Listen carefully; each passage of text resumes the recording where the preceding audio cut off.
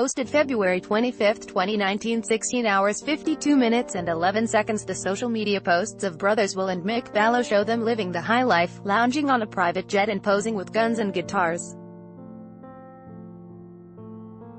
Key points.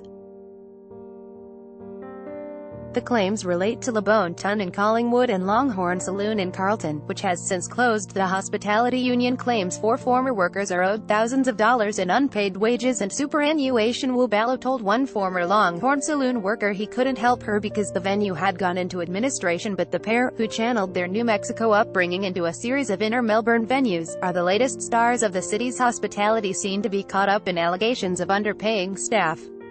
A complaint to the Fair Work Ombudsman lodged by hospitality union HOSPA Voice on behalf of 4 former employees of Ballo-operated venues alleges they were paid below the award rate and did not receive penalty rates, even on shifts ending at 5 a.m. I was working too hard to check. Skylar Simmons said he worked all-night shifts as a bartender at Le Bon Ton in Collingwood, for a flat rate of $18.50 per hour. I remember being there at 5 in the morning on the weekends.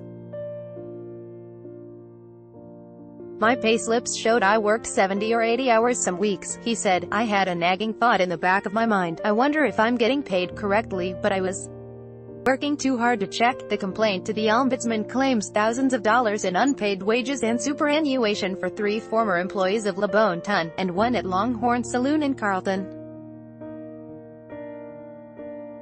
Jess Perry said she was on a flat rate of $18.50 an hour at Longhorn Saloon. However, unlike Mr. Simmons, she did complain about her pay rate to her managers, and was given a new contract, but still below the award, and with no penalty rates. Shortly after leaving Longhorn Saloon, Ms. Perry contacted her former employer, saying she had not been paid correctly. She got an email back confirming she was owed more than $4,100, and a promise to pay her back.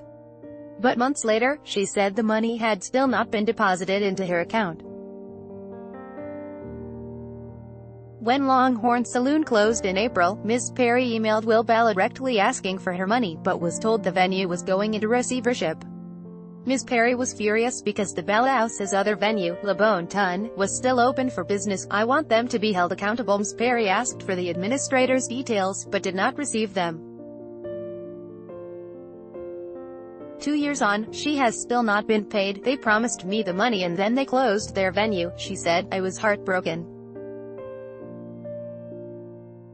It's not fair, at all.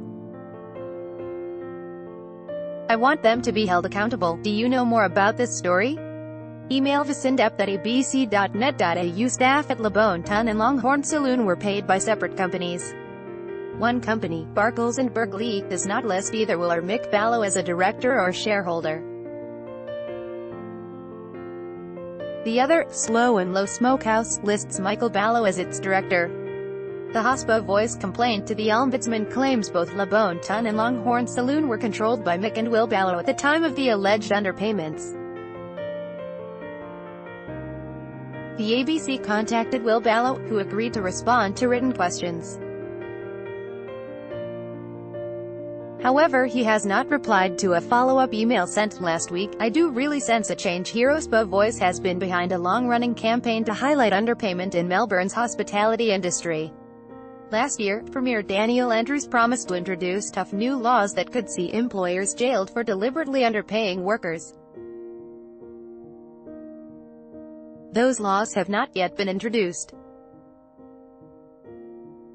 But Jess Walsh, Secretary of United Voice, said things were already different in Melbourne's hospitality industry. I do really sense a change there, she said.